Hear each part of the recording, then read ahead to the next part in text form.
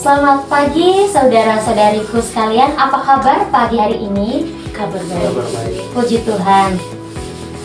Terima kasih telah hadir di forum kita pada pagi hari ini.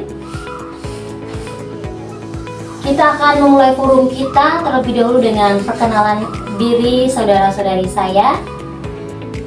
Di sini saya tidak sendirian, saya bersama Ibu Desi, seorang muslimah yang aktif dalam gerakan dialog antar agama, dan Ibu Clara. Selamat pagi Ibu, seorang Kristen yang terlibat dalam pelayanan lintas iman.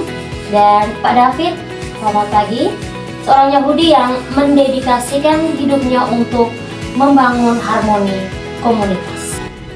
Kita tahu bahwa dunia kita hari ini dipenuhi ketegangan, prasangka, dan polarisasi. Tapi pagi ini kita tidak bicara tentang perbedaan yang memisahkan, tetapi kita bicara tentang akar yang menyatukan, tentang agama yang sering disalahpahami sebagai sumber konflik, namun sesungguhnya menyimpan kekuatan besar untuk membangun perdamaian. Untuk itu kita memulai dengan pertanyaan mendasar.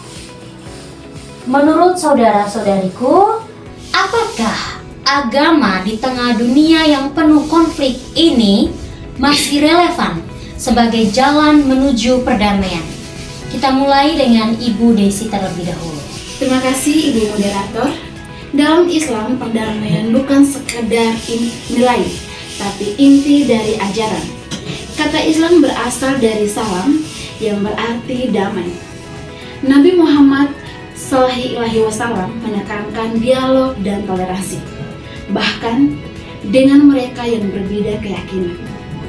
Piagam Madinah adalah bukti bahwa Islam sejak awal merancang tatanan hidup bersama. Perdamaian bukan ideal abstrak, tapi praktik sosial yang nyata.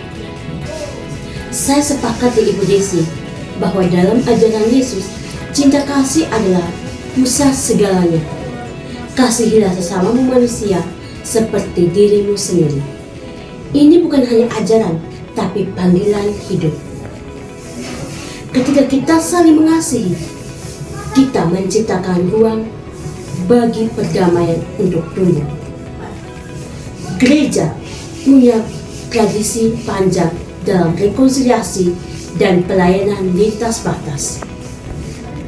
Perdamaian bukan hanya doa, tapi tindakan nyata. Dalam konsep Yudaisme, salam bukan sekedar damai, tapi harmoni yang utuh. Dalam Talmud, menjaga perdamaian lebih besar daripada banyaknya ritual. Dialog seperti ini adalah bagian dari ibadat. Kami percaya bahwa perdamaian harus dimulai dari dalam diri, lalu meluas ke komunitas dan bangsa. Luar biasa, terima kasih atas suguhan saudara-saudari sekalian. Tapi kita tahu bahwa jalan menuju perdamaian itu tidak selalu mulus. Pertanyaan saya, apa tantangan terbesar yang menghambat agama itu menjadi kekuatan perdamaian? Tantangan terbesar adalah ketakutan dan prasangka. Banyak konflik bukan dari agama, tapi karena agama dipolitisasi. Ketika agama dijadikan alat kekuasaan, nilai-nilai damai berubah menjadi pembenaran kekuasaan. Saya setuju apa yang dikatakan oleh Ibu Desi tadi.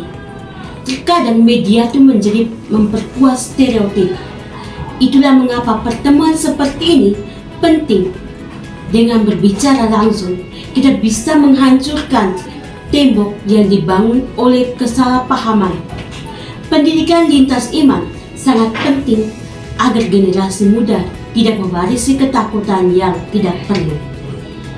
Setiap dari kita punya suara. Untuk itu, menyebarkan pengertian bahwa kita sedang membangun dunia yang lebih manusiawi. Tantangan terbesar adalah di mana dalam ketidakadilan Dialog adalah bentuk keberanian kita. Terima kasih kepada saudara-saudariku. Pertanyaan selanjutnya, bagaimana komunitas lintas iman itu bisa berkontribusi secara konkret dalam membangun perdamaian di tingkat lokal? Kita bisa mulai dari hal sederhana, kunjungan antar tempat ibadah, kerjasama sosial, atau forum diskusi seperti ini.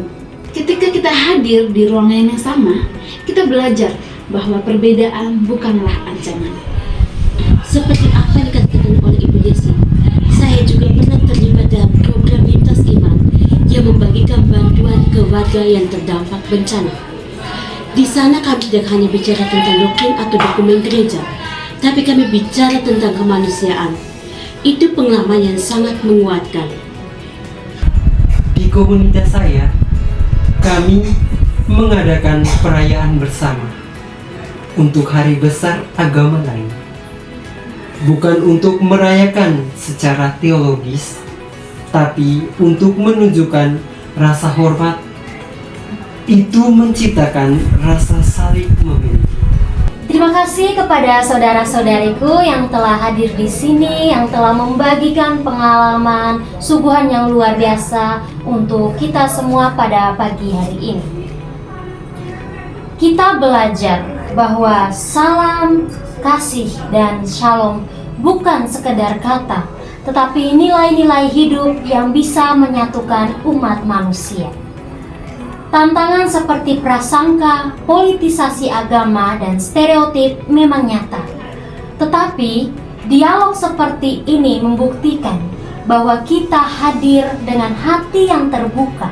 Kita bisa saling belajar, saling menghormati, dan saling menguatkan. Kita sedang menyalakan lilin kecil perdamaian di tengah dunia yang gelap oleh konflik. Terima kasih kepada Ibu Desi, Ibu Clara, dan Pak David, dan terima kasih kepada Anda yang telah menyaksikan. Semoga damai yang kita bicarakan di sini menjadi nyata dalam kehidupan kita sehari-hari. Sekian dan terima kasih.